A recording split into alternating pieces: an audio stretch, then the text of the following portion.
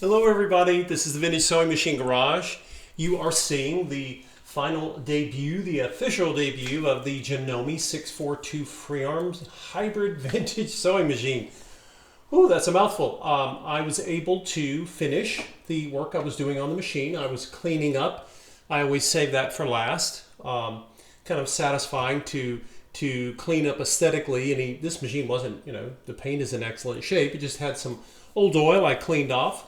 And now using just sewing machine oil. And now I am ready to I've already done some test stitching as you guys saw me doing, and I was making adjustments to the machine. And now I'm getting ready to do one final sewing off or test stitching. And this is where I basically show the model. If you're interested, you can go back and watch all of the procedures that I showed, and I use this as an example. Many of you were asking me, hey, can you show how to go through a sewing machine?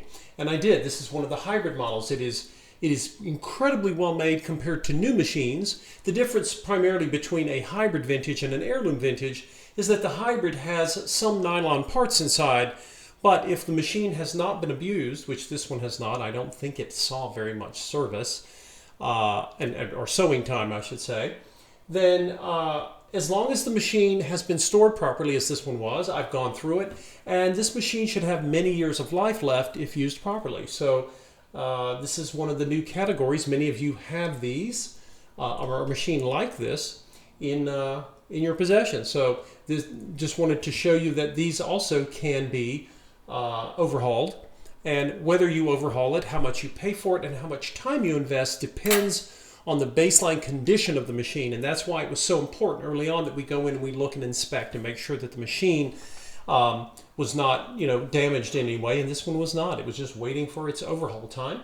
So quick rundown before I do one last demonstration here. I've got stitch length control, which is this knob. I'm going to turn it all the way to the right until it stops, because I want the longest stitch length, and I'm going to be sewing straight. Right now I'm on zigzag. So, your needle is not in fabric. I'm just going to turn it, and you can do straight stitch with a left needle bias, where the needle is on the left side of the presser foot, or we can come over one more, and now it's centered. And so now the needle is right in the middle, and some of you may have a preference. Many of you may just leave it right here.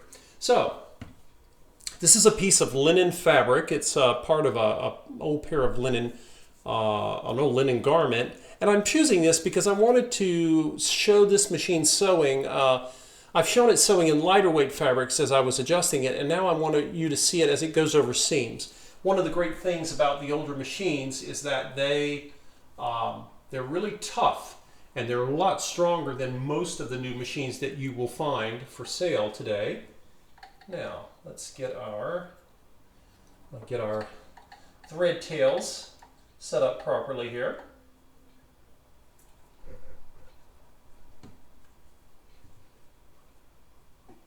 And the reason I'm choosing to use this as an example to sew on is specifically because this is basically as if you had a pair of trousers. And one of the great conveniences of a free arm setup is that you can sew things like cuffs or sleeves, and these things were sewn for generations on flatbed machines. My own personal machine is a flatbed, and it's fine. But some people will note that if they do a fair amount of alterations on clothing, you may find that a free arm is awfully convenient and can certainly make you a little more efficient in terms of how long it takes to work on certain projects. So many of you will have more than one sewing machine, and you'll have a free arm.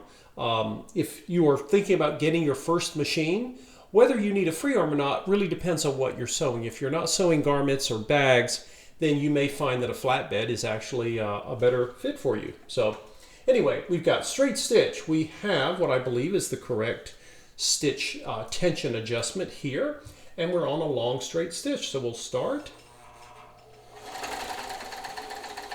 We'll come straight down. And I'm slowing down the needle because I want you to see it moving as it feeds across this piece. And I can just keep going. And there's a nice convenient seam guide so you'll know where your stitches are. Oh, almost got it in line. That's surprising that I had it lined up that closely. Oh, by the way, I should have shown you, of course, we can do a back tack. I could have done that when I was sewing at the beginning. Now let's take a look and see what the Janome hybrid did. If I were choosing between a new machine and a hybrid, I would definitely choose the hybrid, like what you see here. These machines were made from anywhere from the early 60s all the way into the early 80s. And then when we get to the 1990s, most all the rest of the metal has been taken out of the machines, and those are the new machines that I don't particularly care for. Now, let me show this to you guys. You will see, that, again, this is a flax linen fabric, fairly open weave, and I was just sewing along the cuff, if you will, okay? And you'll see there's a black thread on one side. You'll see the stitches are nice and balanced. And then on the other side, you'll see this purple colored thread, which is my top thread. And I'm just going around. One of the things to note here that you should be looking at with any sewing machine is notice the stitch quality and the tension stays the same even over the seam. What that means is when the machine is sewing over seams, the number of layers of fabric that it has to stitch together changes, right? It can go from 2 layers or 3, if it may be actually, no, 2 layers here, and then it can change literally to 4 or even 6 layers in a seam. And a lot of the new machines will not do this properly. They'll lose their tension as the density or the layers of fabric change. So one of the great things about these strong vintage machines, whether heirloom or hybrid, is that they have the power and they have the mechanical strength to do this properly. And any really good sewing machine should do that for you. Let's see. I think what I'll do here, this time I'm going to take this fabric piece now, and I'm going to turn it over and add a few more layers. So between the 2 sides of seams here, I'm just estimating, I haven't counted this. I'm going to say that there's at least 8 layers here. But again, this is flax linen, right? It's not Cordura nylon. But again, the machine should be able to sew right through this and not complain. And that's one of the things you should be getting from any sewing machine. And it's one of the reasons many of us love the vintage models, because the new models, many of the lower priced new models are really pathetic at sewing through much of anything. And if you buy a new model that's very expensive, you will get more power. But remember, you will be getting a machine that has a very limited lifespan. And it is not designed to last generations. So now I've got my presser foot down. So I'll go ahead, and again, this was flax linen, so the needle is not, the machine's not going to have to work that hard, but I wanted you to see 8 layers can fit under the foot just fine. And let's see what we've got here. I'll go ahead and sew a nice row of straight stitches.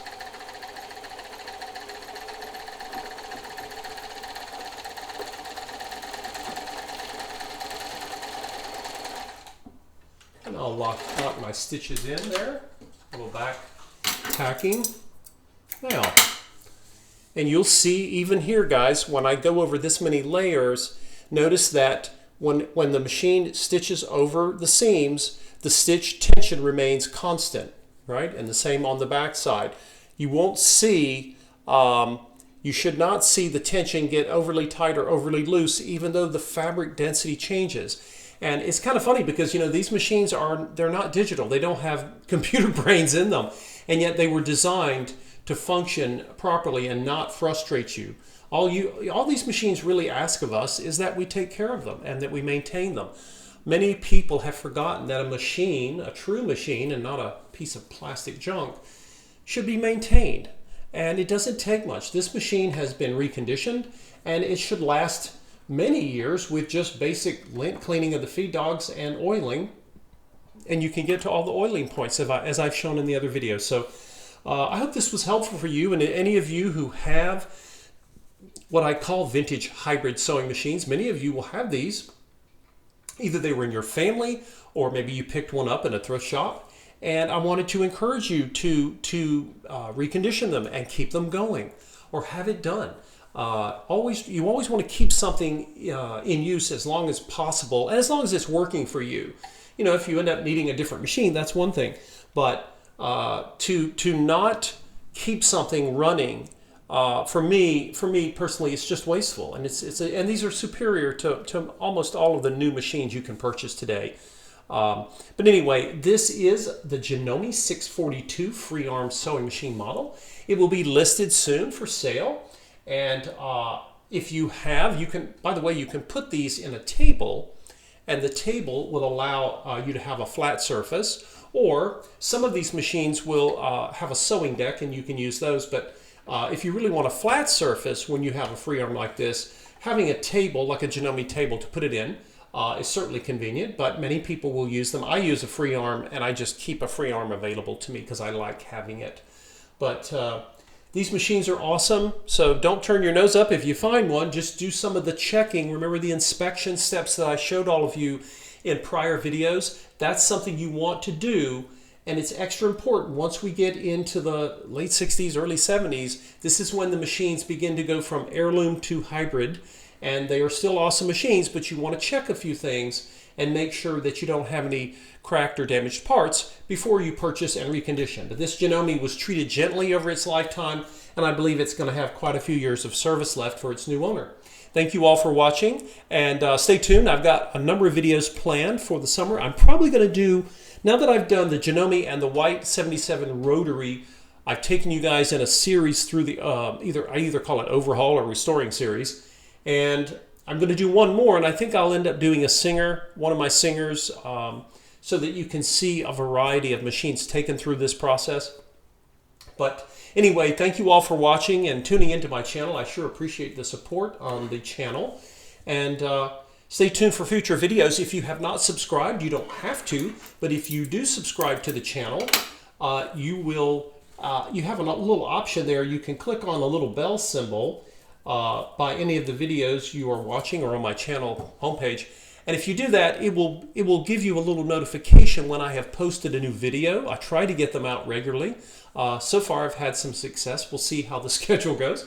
But I really enjoy hearing from all of you. And if you have any comments or questions about these hybrid machines or how I went about restoring this, just leave it in the comment section below. And thanks again for watching, folks. Take care.